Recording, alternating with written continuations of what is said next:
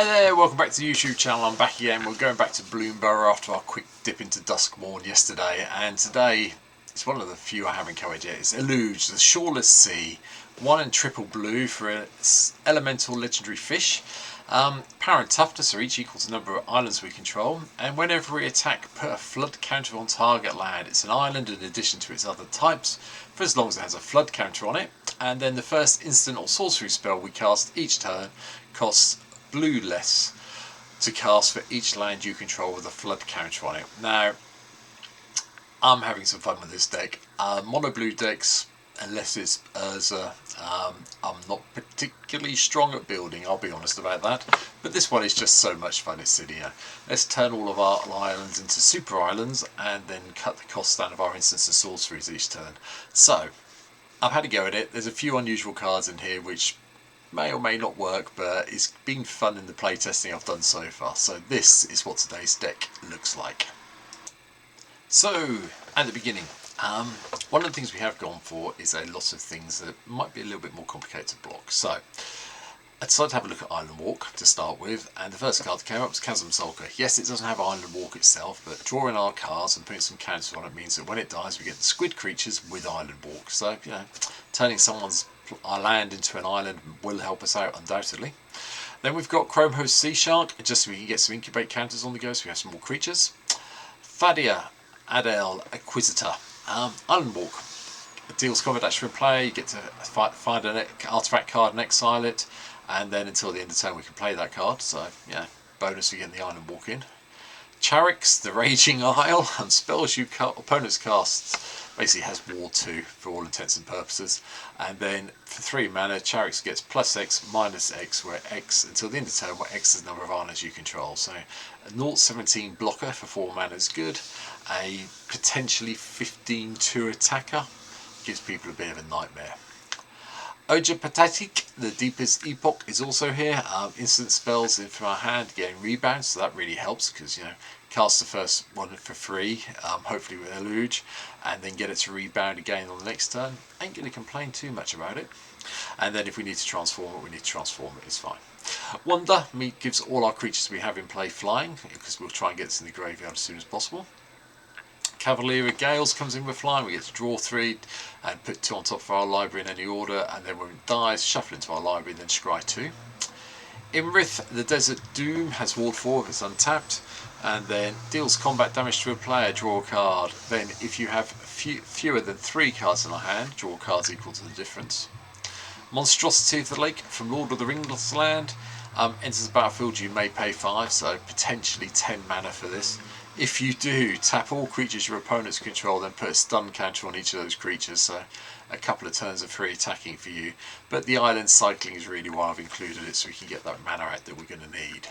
Frost Titan just taps something down and basically has Ward 2 nowadays. Harbour Serpent has Island Walk, and it can't attack unless there are 5 or more islands on the battlefield, which shouldn't be a problem, I would hope. Kira, the Swirling Sky, has Ward 3 flying, and then we get to return any number of target non-land permanents when it dies with mana value 6 or less to their owner's hand, or we get to mill 6 cards and then return up to 2 instants or sorcery cards from our graveyard to our hand to recast them with Eluge. Colossal Whale, Island Walk, 5/5. Whenever it attacks, exile target creature an opponent defending player controls until the whale leaves the battlefield. So a little bit of removal for the annoying things. Eldrazi, I'm looking at you. Scourge of Fleets enters, return each creature with your opponent's control with toughness X or less to their owner's hand, where X is the number of islands. Mono blue deck, islands aren't a problem. Ancient Silver Dragon for the card draw and the no maximum hand size generation once we get to hit. Benthic Behemoth because I wanted some more Island Walk stuff, and yes, an 8 mana for 7/6 with Island Walk is expensive with no protection, I'm aware of it, but hey, it's got Island Walk, sue me.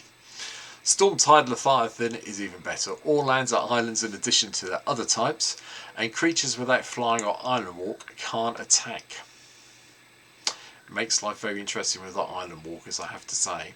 And then Inkwell Leviathan, Island Walk, Trample and Shroud gives your opponents a bit of a fit at 7/11. That's pretty good. Now, because of the first instant or sorcery spell, we do have a lot of spells in the deck, as you can see.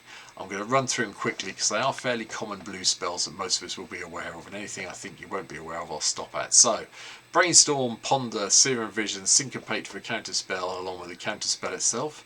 Rift to control the board, Mana Drain for more countering. See Beyond for a bit of card draw and then shuffling something into our library if we need to. Shimmering Mirage I will stop on because it does turn a land into something of our choice until the end of turn. Turning something into an island can help us get through with our island walking. Bear in mind. Ascene Antics comes in from Wilds of Eldraine. For each creature your opponents control, create a curse roll token attached to that creature. So maybe you're facing down a whole load of power and then you just make them all 1/1s. Not the end of the world. Cryptic Commands, tap everything down, draw, counter, bounce something, you know what it does. Mass Manipulation, get this to go and grab and nick things we want to have on our side of the board instead of someone else having it. Again, first instant sorcery spell you cast costs blue or colourless less to cast for each land you control with a flood counter on it, so potentially you can get this up to a high X value quite quickly. Access denied for a little bit more countering and a whole load of flying Thopter creature tokens. Baral's Expertise, we can just bounce 3 artifacts or draw creatures to their owner hands, then get something into play for 3 that's cost 4 or less. Flow of Knowledge, draw a card for each island and discard 2 cards. Intrude on the Mind, do the whole top card thing and then work out from there. Create a 0/0 colour stop to artifact creature token with flying and then put a +1/+1 counter on it for each card put into your graveyard this way. Quite useful sometimes, just give you a blocker. Lauren Revealed is here purely for the island cycling. If we need to cast this to draw 3 cards, I think something's gone very wrong. Mystic Confluence, we choose the 3 modes we want to do. Probably going to be counter target spell unless they pay 3 more, bounce something and draw cards. You probably do each one every time you cast it, or counter the spell and draw 2. Choice is yours. The middle one comes into play a bit more often than you think it would nowadays, to be honest, in Commander Land. Precognitive Perception. Nice if we cast it on our main phase with the extra scry and then draw the cards. Reverse Engineer, we can tap some artifacts to help out casting this if we need to. Step Between the Worlds is each player may shuffle their hand and graveyard into their library. Each player who does then draws 7 cards and exile Step Between Worlds, a cheaper version of Time Spiral that's also in the deck in real life as well, and has the plot of 6, which does help sometimes. Unexplained Vision, draw 3, and if at least 3 blue mana was spent to cast this spell, we get to scry 3, which, because it would only probably be spending blue mana, pretty good. Crusher Tentacles, hopefully we'll get it for the surge value. Cast one of our 1-cost ones, then cast it for surge value.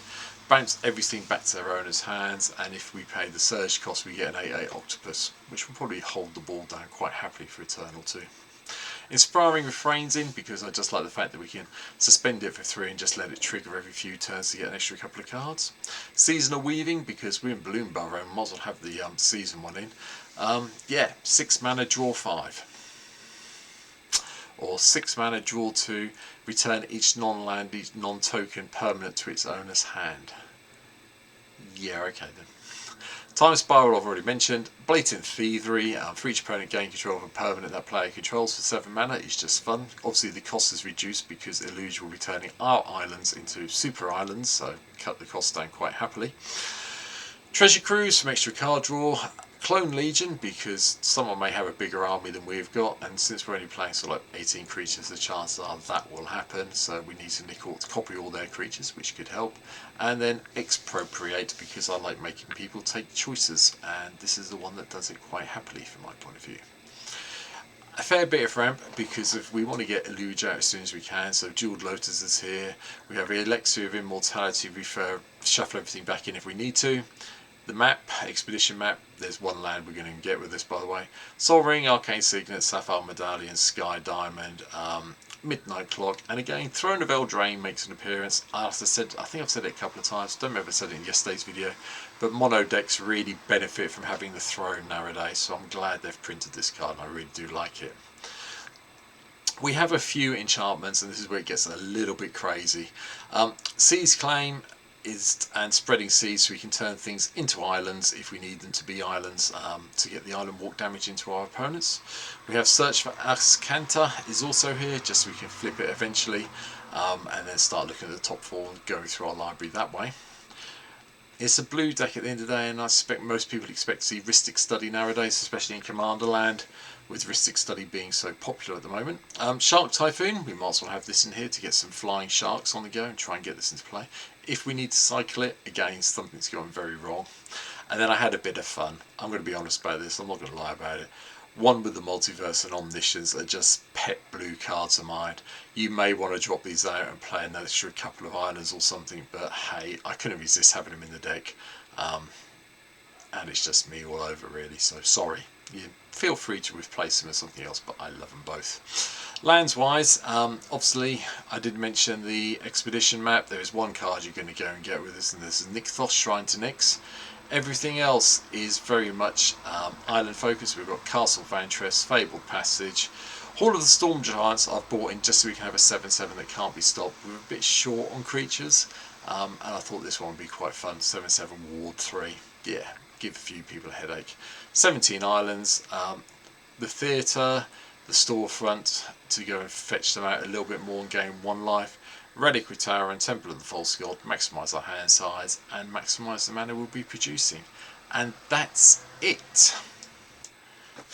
That's my take on Eluge. Yeah, it's fun. Not sure I've got it built right, I'll be honest, but it's most definitely fun.